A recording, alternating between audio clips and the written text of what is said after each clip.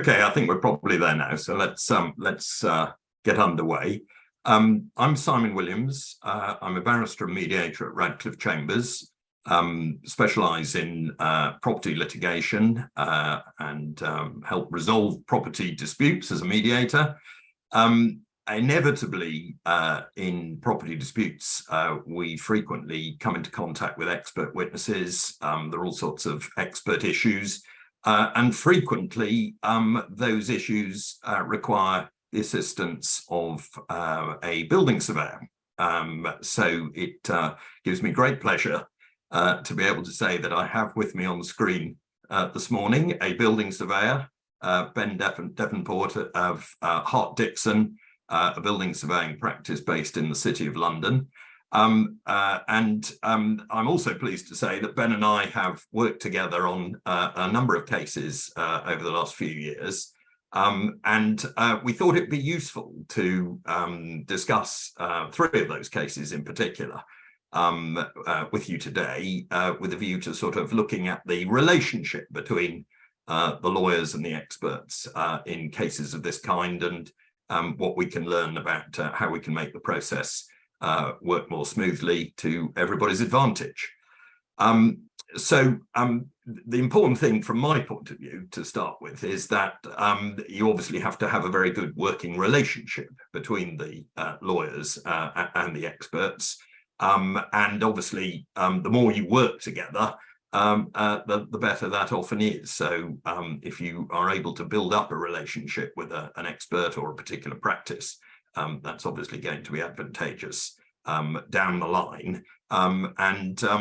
You then get to understand how each other works and how you can, as I say, make the process work better for your clients ultimately, which is what we're all here to do. So that's my general perspective of it. But Ben, just be helpful for you to indicate at this initial stage, before we look at the cases, your thoughts about instruction and relationship and so forth from the surveyor's point of view.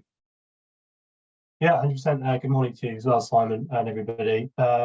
Just very quickly, my name's Ben Devonport. I'm a chartered building surveyor who operates in London, which I've been doing for over 10 years. I'm in a partnership with more than 20 surveyors. We offer quite a wide range of services, and why that's important is because we interact with lawyers in almost every aspect of our building surveying services, not just through expert witness work. So when we're doing due diligence for a client who's buying a property, we might be engaging with legal matters and reading data rooms, which are issued by the lawyers. Equally, with dilapidations and contracts, we'll be negotiating and working with lawyers too.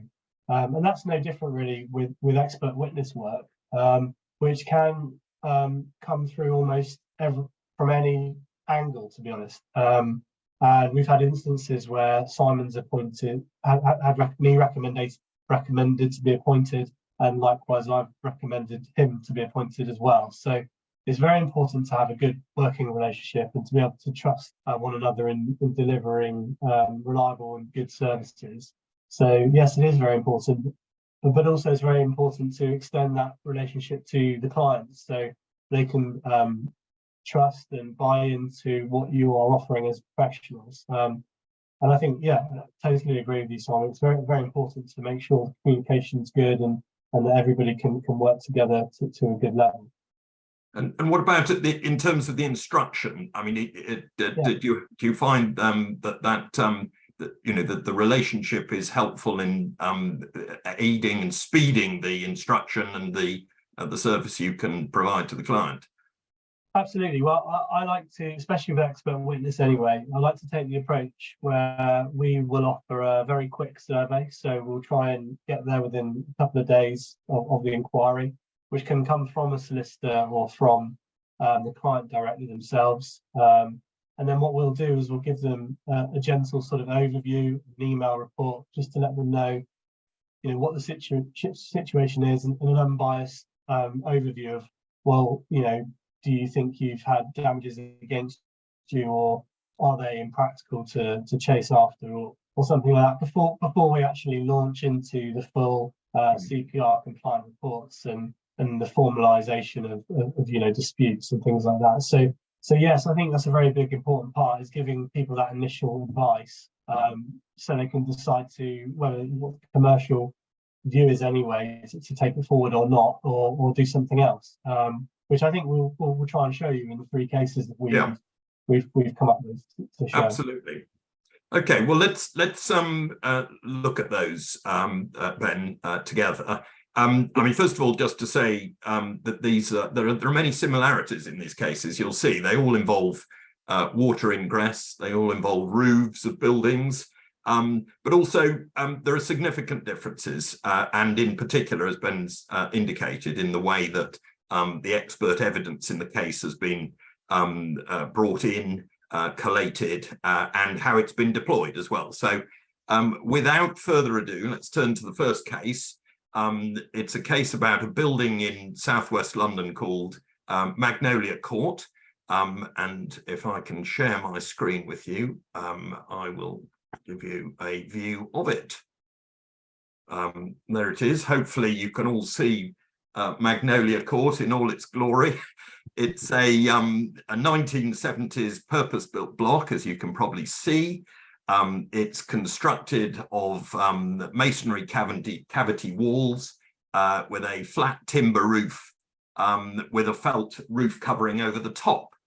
And our client was the long lessee of a flat on the first floor. So that's in the middle floor of the 3, as you can see. We're in fact looking at the front of the building. His flat was at the back, but it's identical for our purposes in terms of appearance at the back. And when he came to me, what he was complaining about was that the freehold owner of the building, who had the insuring responsibilities, wasn't fulfilling those obligations. There were all sorts of issues with the building. The insurers were saying, well, we're not going to insure the building while these issues are not dealt with, but they weren't being dealt with. So after the usual toing and froing in correspondence, letter before claim, eventually the client issued proceedings against the freehold company for breach of the insuring obligations, seeking damages, being, in his case, a number of aspects of water ingress which just weren't being addressed, and in respect of which the insurers were saying, well, both the buildings insurers and indeed his own contents insurance were saying, well, we're not going to insure you until this is sorted out. So he needed damages. He was looking for an injunction to get the insuring obligations complied with. And proceedings were issued in about 2018. There was a lot of delay at the beginning while there was further correspondence and attempts to try and sort things out, but eventually that didn't become possible, and it was necessary to proceed with the claim. So that's when we brought Ben into the dispute. Obviously, there came a time when expert evidence had been directed, and it was going to be necessary. But as we've indicated, I mean, in this case, Ben will tell us in a moment, but I mean, we started off with an initial view from Ben. And really what we were looking at, the expert issues, if you like, in this case, were first of all the nature of the problem, because inside the client's flat, I'll try and show you a photograph of what we had, amongst other things. So wait a minute. So there's a close-up of, hopefully you can see that. We're looking at the a lintel above the window on the south elevation of the building. And in fact, this was typical of all the windows around the flat on the south elevation. Significant staining and damage to the plasterwork. So the question was what exactly that was, because the freeholder said, oh, well, that's just condensation. It's caused by the tenant's use of the flat, lack of ventilation, all the usual sort of arguments. So the first question was it condensation or was it something worse? And obviously damp is what we were saying it was. So that was the first question for Ben. And then the next question obviously was causation. What was causing it? And we had a hunch that there was a problem with the roof above. Now, of course, the flat wasn't immediately under the roof, so that required a little further investigation and obviously Ben's input to advise us as to the likelihood of any defects on the roof giving rise to this sort of a problem. So that was the sort of problem inside the flat. The roof, when Ben finally arrived and took some photographs of it, showed, I'll show you if I can, wait a minute, why is that? Here we go, yeah, that's it. Sorry, just get the picture in the frame, hopefully. No, that way. Right, here we go. These are the sorts of issues with the roof. You can see where the felt and the lead was the capping over on the edge of the roof. It was coming away in several places, and it was obviously open to the elements and a source of possible water ingress. So the question for Ben was, could the water ingress that was coming in through the defects in the roof be causing the symptoms which we saw on the inside of the client's windows on the floor below, the floor immediately under the roof. So Ben, that's what these are your photographs, obviously very helpfully taken, demonstrating the issues. Just tell us, please, how you approached this and what your findings were, and perhaps explain a bit about the difference between damp and condensation. Yeah, of course. Yeah, so actually, just before I'd been to site, I was given some reports that the landlord managing company had provided, who'd all said that it was condensation. And whilst acting as the expert witness, whilst you read and understand what the problems might be, you do have to walk into each property in an unbiased nature.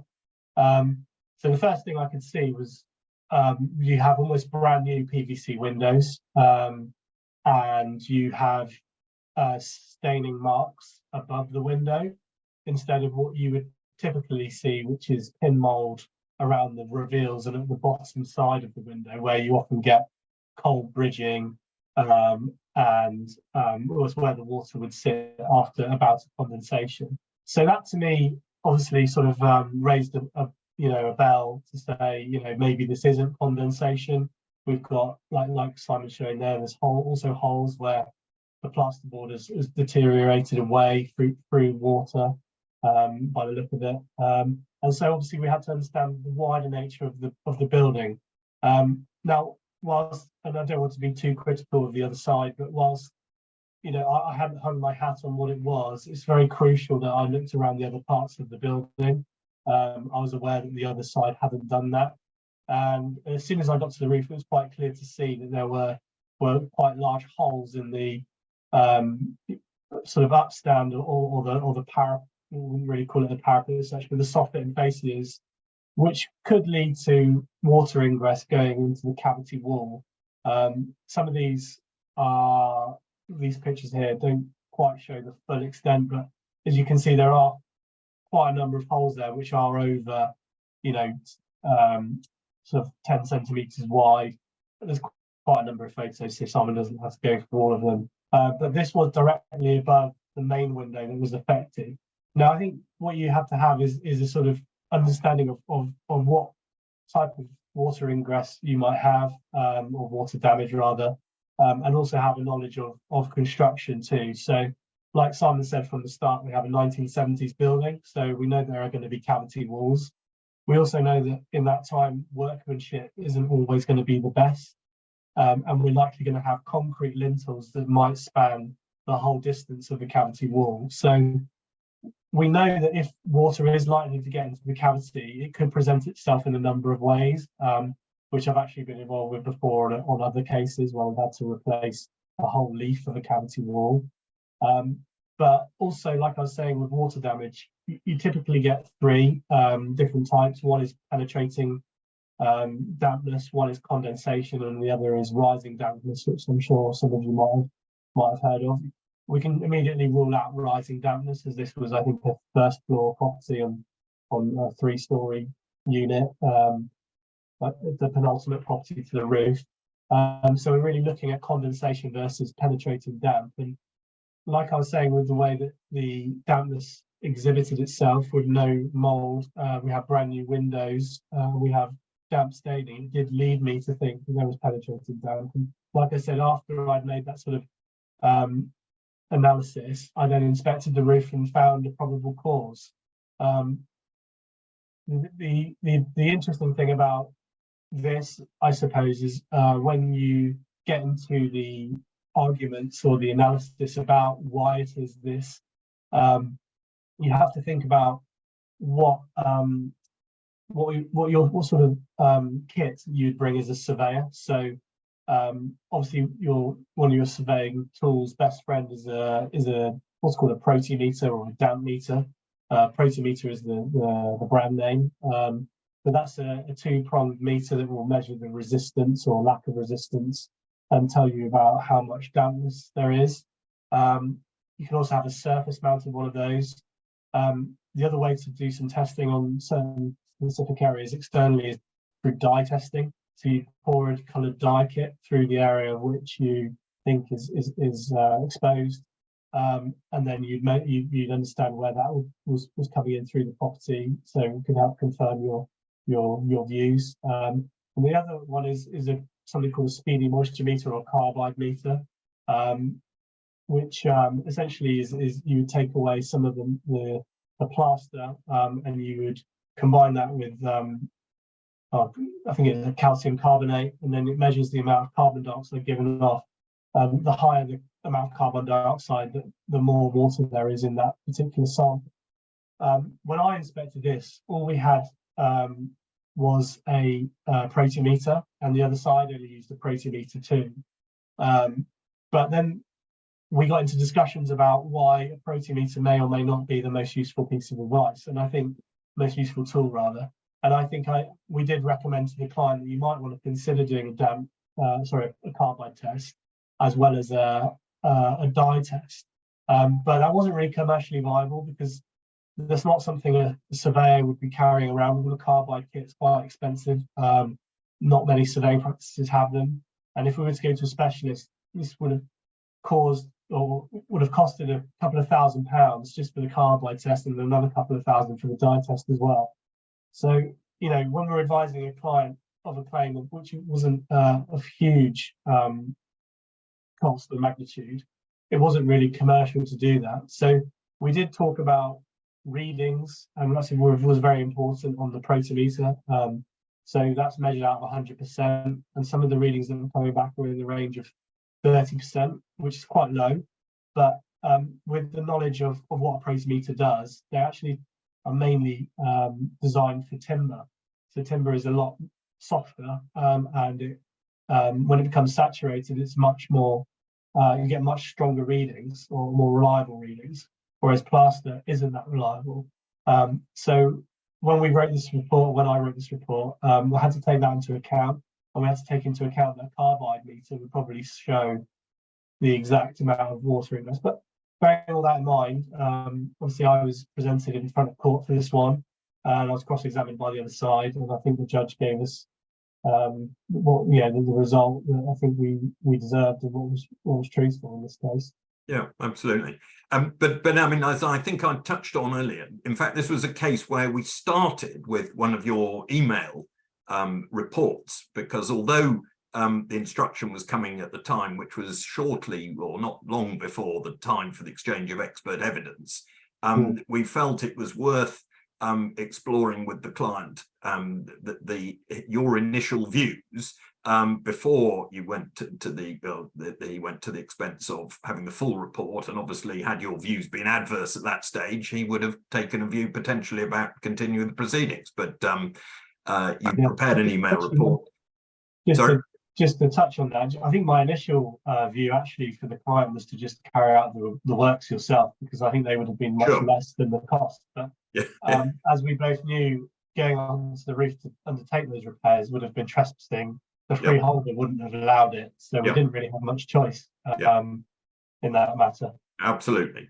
But having given him your email view and having initially suggested that, but then we obviously we couldn't go down that route. You then produced a full CPR compliant report based on what you originally produced.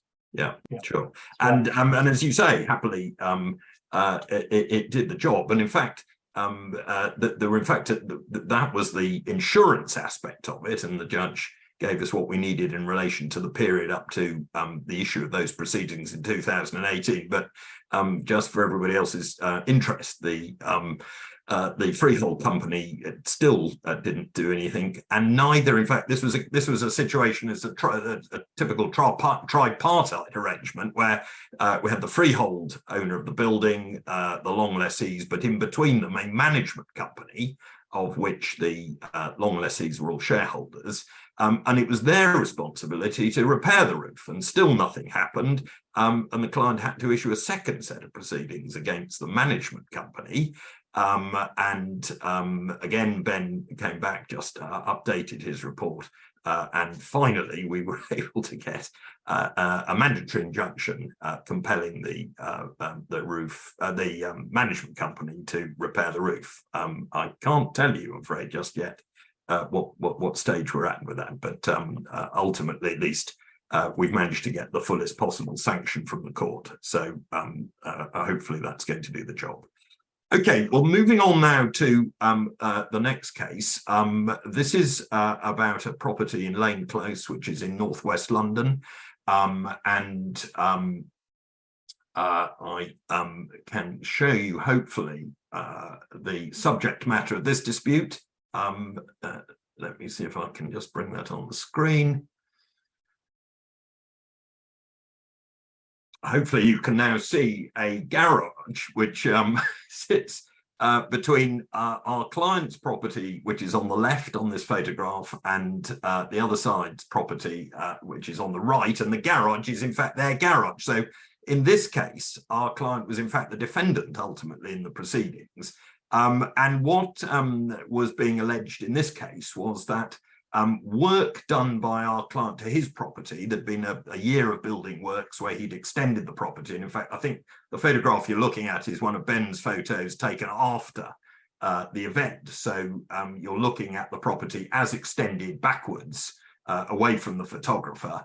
There'd been extensive works all over the property, including the roof, the gutters, and so forth. A significant extension project went on over a year. The allegation was that, first of all, the roof of this garage had been damaged by objects falling off the building site. There were also obviously issues about who ultimately was responsible for that, but they were suing or threatening to sue our client in the first instance. Then the second aspect, and then they said that the damage to the roof had caused water ingress through the roof. But there was also a further problem, they said, with groundwater. They were suggesting that the works, and particularly the extension works at the back, had involved a significant disturbance of the ground, which resulted in groundwater coming into the garage at ground level particularly when it rained. So two issues for Ben to grapple with on this one. And again, I mean, in terms of the issues in the case, the expert issues, first of all, any relevant damage to the roof itself, any signs of water ingress at ground floor level, and obviously then in terms of causation again, were any of those defects, were any present, caused by our client's building works. We won't get into the detail of who precisely was responsible for it, but those were basically the allegations. So, Ben, I mean, in this case, first of all, as I say, we're defending this case, this claim. So we're on the other side here. So interesting to hear from your point of view how that might affect your work. The other thing was that you came in very late in this case because we were well down the litigation route, although a mediation had been agreed to take place. And I think you were producing your report shortly before that mediation under some pressure. Time-wise. So just tell us, if you would, what your observations are about being on the other side, as it were, from the surveyor's point of view, and how that affected the way you went about your work. Yeah, sure. So this one was actually a difficult time. It was during COVID, I believe, where all sort of safety measures were in place. The other side were particularly rigid about when I could inspect and what PPE, protective equipment, I'd have to wear and how long I could be on site for. So I think I'd said to them, I think to my client, our client, Simon, I think I'd said to, I only probably needed about 30 minutes to see the garage. And then they started timing me as soon as I went in. Furthermore, I think, a bit, I guess more of a funny story in a way, if you like, but I think I met with the other side's relative instead of the owner, and therefore they sort of attacked my report because I said that I'd met the owner, whereas I didn't really know who the owner was when I got there. So it was a bit of a difficult one. But yeah, I had to wear a full face mask. I was only permitted a certain amount of time there, and it was a very sort of tense engagement. And very different to the previous report that we just discussed, the previous case. I was given as much time as I needed. I could go all through the property, wherever I needed to go, I was shown the way. Whereas with this one, it was very much like, you can only look at these certain areas. These are the areas that we're debating. So it's a very different. You have to be very fastidious and make sure that you're recording and taking photos. Is very important to have those records, as well as your notebook, because I think if this did go a bit further than it went, my notes could be presented in front of a judge or whatever. So you do have to be very careful when you're going through these. But a bit more on the sort of actual detail of it. I think we're looking at the photo there of the two houses. The house on the left, that's actually the original house there. But the garage is quite a long garage. It extends a bit further back than the main building and abuts with the new extension about a metre. So the other side was sort of claiming that the roof, there were some leaks, and there were some leaks coming in from the ground. Again, you have to use your building surveying knowledge really to understand what might be going on. This wasn't a case of condensation because it's not a livable area. It could be a case of rising damp, and it also could be a case of penetrating damp as well. But what we have here is we have two 1930s buildings. The buildings will have damp-proof courses. If people don't know what those are, they can ask me. But essentially, they're a barrier installed at the base of the property to prevent water from rising up. But the building that we're looking at is not actually a proper building, and I think that's probably what was lost on this case. This is a purpose-built garage, and it had an asbestos roof, which you can see there, and that asbestos roof is actually original from the 1930s, has not been changed, and it's actually been turnerized, which is a bitumen coating which is applied over and over again just to sort of retain that water resistance. But it's actually considered a very poor form of repair. You won't get any warranties with it.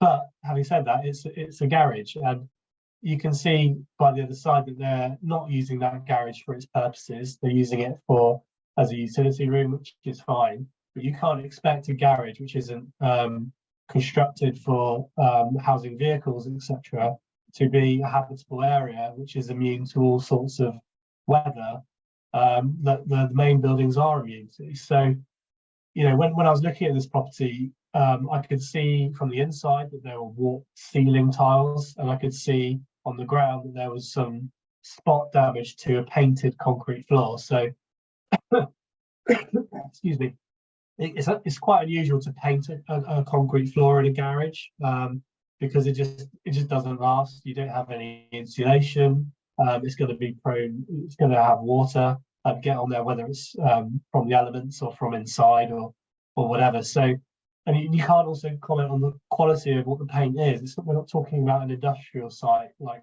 Amazon might occupy, where they put on a primer coat and then they put on two elastomeric polymer coats for heavy use. It looks to me that they probably had just put down a standard masonry paint one coat, and then obviously the complaint was that coat had been damaged. Here's the proof. So whilst I could see some of the paint flaking, it's really important, like I just said, to consider the actual construction of the property. And this property, if you see it from the front, which you've already seen, is actually on quite a steep slope. That slope doesn't have any surface water drainage. So there's no ACO drain to discharge the water. And then the garage doors themselves are timber. The architraves are timber, and those had rotted away. So I can already see that from the front elevation of the building, you would have had an element of water coming into the garage anyway. And at the rear of the building, there was also quite a high upstand as well. And as there's no damp-proof course or cavity walls, it's quite susceptible to damp, regardless of my clients or our client's extension. However, on the roof, as you can see, I generally have to comment, it's a poor condition roof, but I believe there was some damage in some places. And I think after I commented on that, I think there was an admission from the contractor saying that they had actually dropped a slate onto the roof or a brick, and that had caused a little bit of dampness. But I think, to say that my client had caused all the issues to the roof and the elevations and the ground levels would be unfair, considering there's no thresholds, there's no damp-proof course. It's just a very poorly maintained property, really. But I think my report did go through all of that, and the analysis was provided. And I think this went to mediation, whereby our client was not, or didn't have to settle any amount of money, but their contractor paid a bit just for the roof. Don't go into the details, Ben, please. Yeah, sorry. Yeah.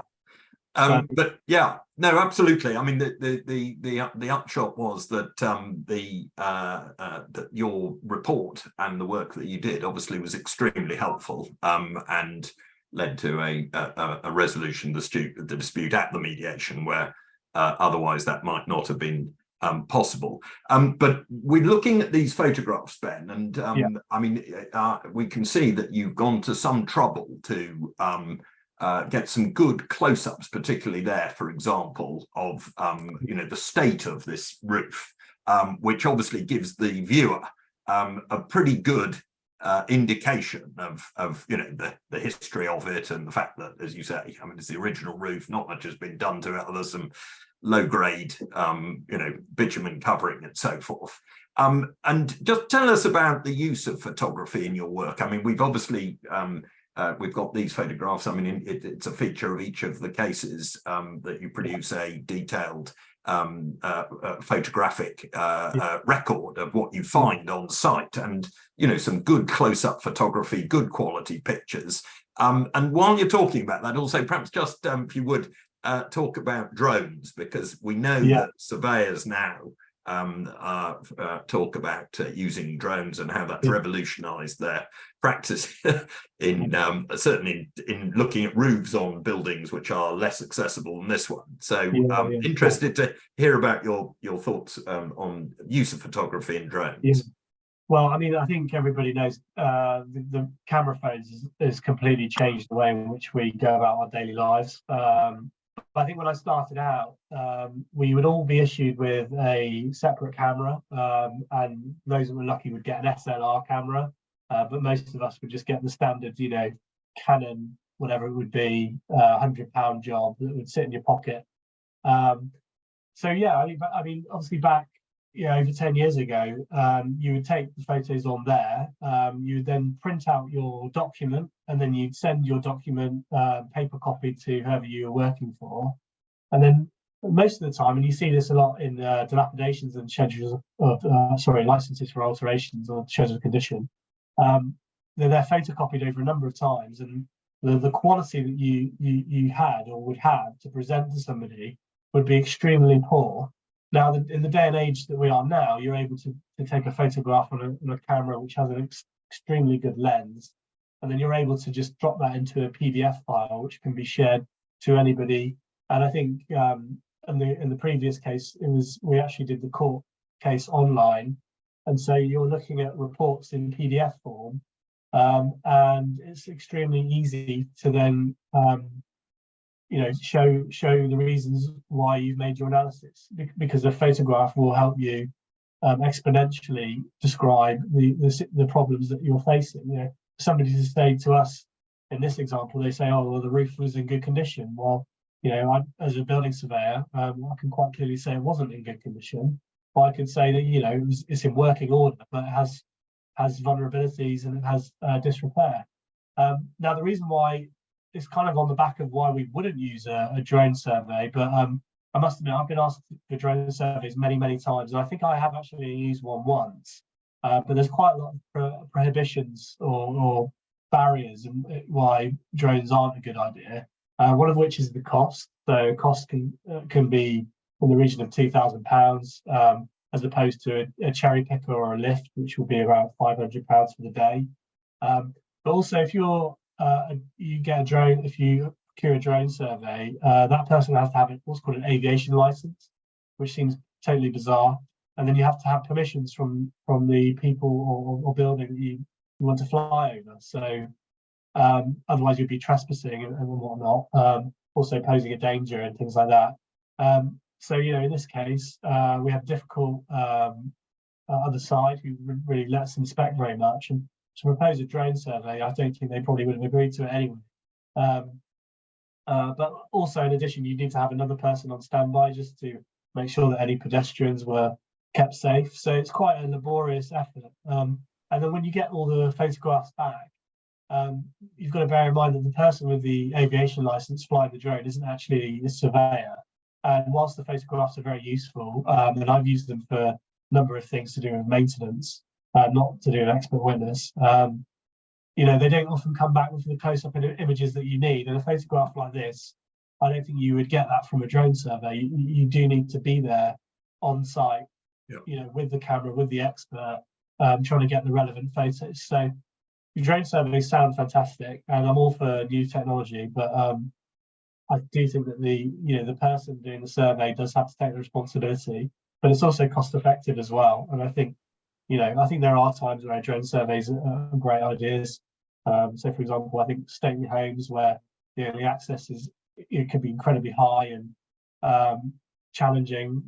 If you needed a scaffold or an extremely big mute, which is a mobile elevated working platform. But yeah, so they have their uses, but I certainly wouldn't recommend them for all expert witness work. Yeah, sure, absolutely, Ben. That's extremely helpful. Thank you, and interesting to hear your views about that. Again, as we heard, happily, your work in this case assisted us to resolve this dispute at the mediation, which was obviously in everybody's interest to draw the thing to a close before what would have been a difficult trial, I think, in a number of respects. So moving on finally now to our last example. This was a property in Farringdon Road in central London. It's a 4-storey terraced property, and again, I'll see if I can share a picture of the property.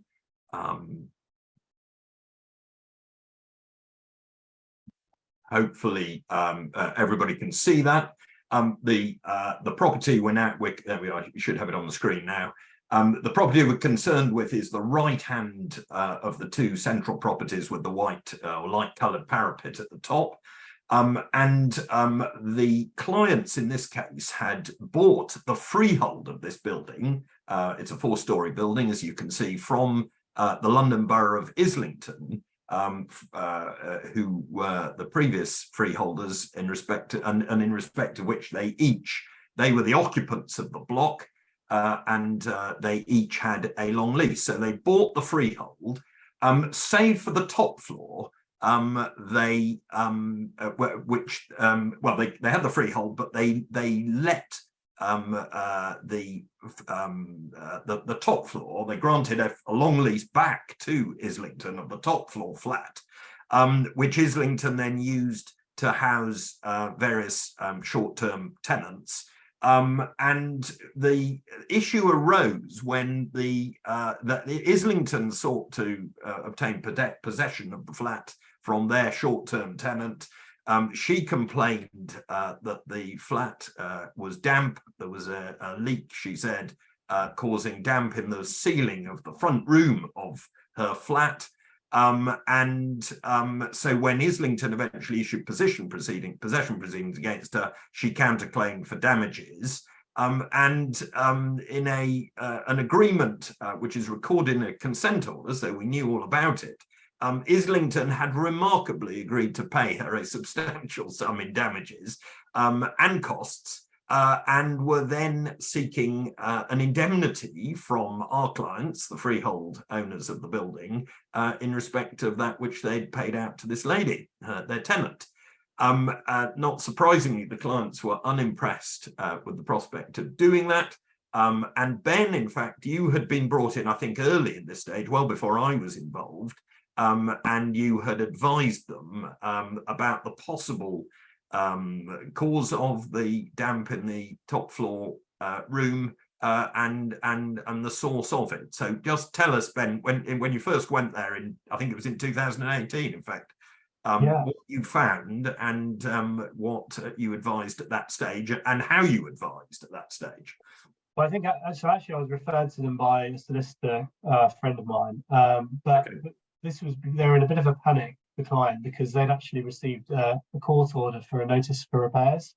So they just bought the property and then immediately had a court order to repair the work. So anyway, I went round, I did my typical inspection. I used damp meter, things like that, and I could see that there was dampness coming through the roof, also some of the windows as well, and brickwork, which wasn't too major. But I think the roof was the main concern, because that was actually causing issues for the tenant with dripping and things like that coming in.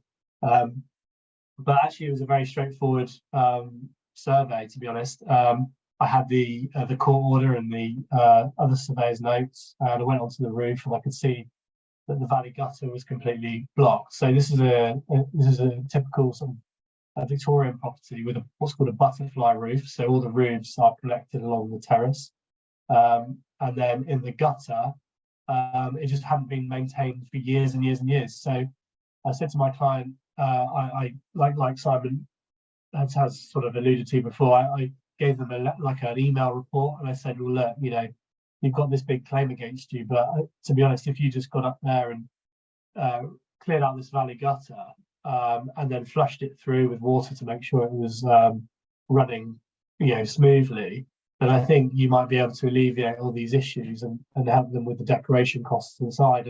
And they did do that. And then after they completed that, the Islington surveyor came back. We met on site. We went through the Scott schedule, which was his repairs orders, and we sort of concluded each one, and they actually left it alone. But like Simon said, unfortunately, there was quite a big claim for legal costs, and I think you did go through some sort of mediation. Well, we did. There was a negotiation, but we didn't actually get to a mediation on that one. But we ended up in a negotiation. But with your input on that and your dealings with their surveyor, which I think were instrumental. I think you went up there after I'd been instructed, and had, as you say, there was a joint meeting where you both had concluded that it all looked fine. No doubt he reported back to his clients, and a settlement was agreed eventually in correspondence, which was obviously much more slanted towards our clients than the original claim might have suggested. So that proved again to be very worthwhile. But I mean, I'm just put up some pictures, Ben. I think these are your pictures of the roof at some stage. And we're looking at the valley that you're talking about, I think, aren't we? That's right. Yeah.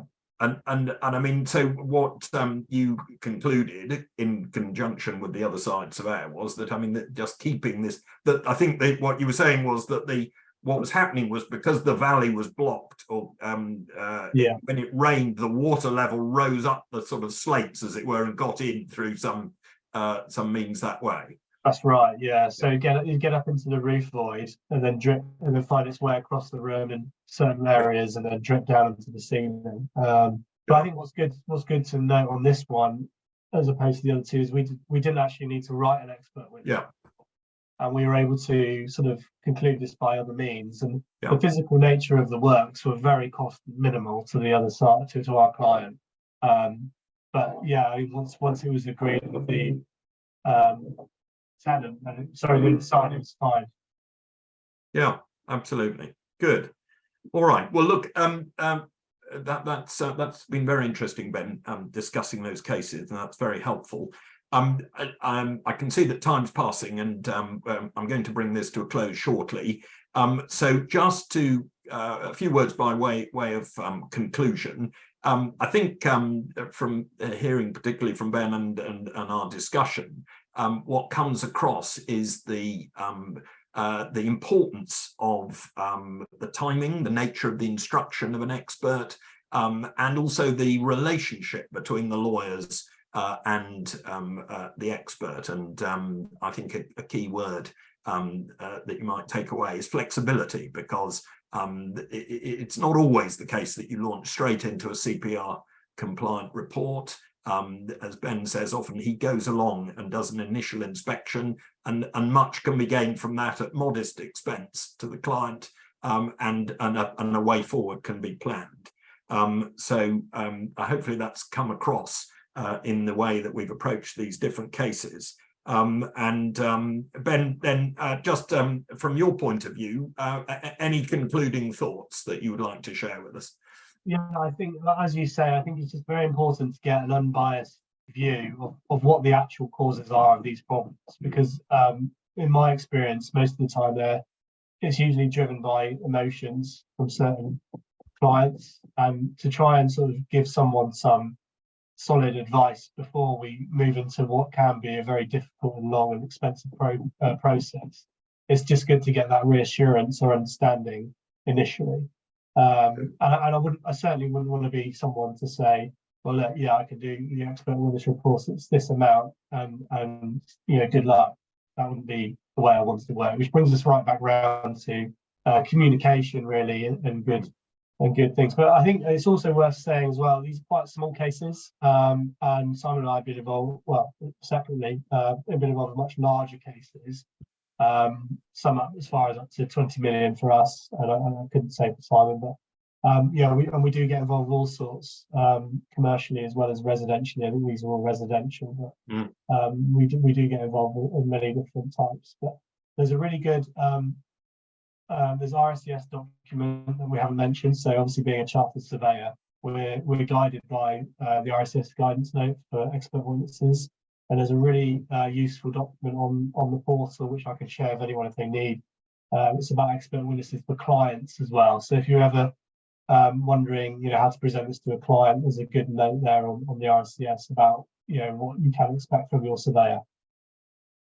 Yeah, absolutely. Well, Ben, thank you. That's very helpful. And yes, I mean, these are modest claims, and yes, I do get involved in some more extensive ones too. But I think what's been helpful, and part of the reason we selected these cases, is because although they're maybe modest in quantum and scale, they demonstrate nicely the variety of use of expert evidence and the way it's collated and presented and deployed during the course of whether it's just without prejudice negotiations, or if it has to go all the way to court and full-scale litigation. So hopefully that's been helpful. So thank you, everybody, for listening. We're not going to take any questions now, but more than happy to have questions put to us by email. So feel free to do that. And just before we leave you, a reminder that our next Radcliffe Talks Real Estate is going to be on the 5th of December. That's going to be a discussion about possession claims, all kinds of possession claims, both landlord and tenant and mortgage possession claims, and all the issues that appertain to those. It's going to be given by R. Amber Turner from Radcliffe Chambers in conjunction with Vara Bandali of Shakespeare Martineau Solicitors. So hopefully we'll see many of you again on that occasion for another session of this kind. So thank you for listening, and as I say, feel free to make contact with me or Ben by email or otherwise if you have any further queries. Thank you. Thank you very much.